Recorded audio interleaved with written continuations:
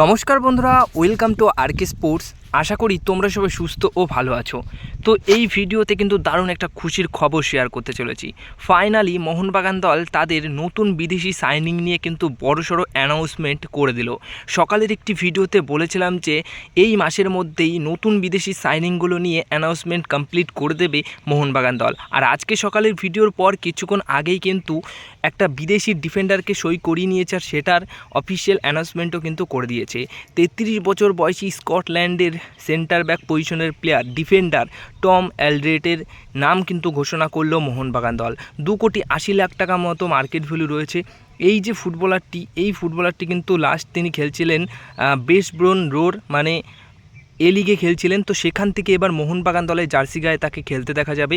বয়স 33 বছর, খুব একটা বেশি বয়স না, আবার খুব কমও বয়স না, মোটামুটি 30 থেকে 31-এর মধ্যে হলে ভালো হতো, আর 30-এর নিচে হলে কিন্তু আরও ভালো হতো।